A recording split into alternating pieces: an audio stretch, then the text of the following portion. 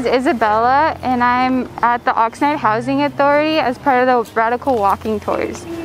Established in 1945, the Oxnard Housing Authority owns and operates 520 units of low-subsidized, low-income public housing, with units ranging from senior and family living and apartment complexes.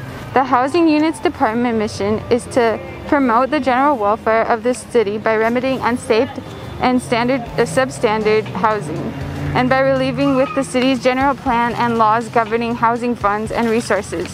The purpose of these houses is to provide a safe, sanitary, and well-maintained environment for the residents. The Oxnard Housing Authority comes together for the Youth Summer Mural Program and brings together loyal youth, local youth, and artistic mentors in Oxnard and celebrates the culture and history. The Federal Public Housing Program started as part of the Housing Act in 1937 and passed during the New Deal, which was first intended to be a jobs program and slums clearing effort. Public housing was a result of the powerful grassroots organizing.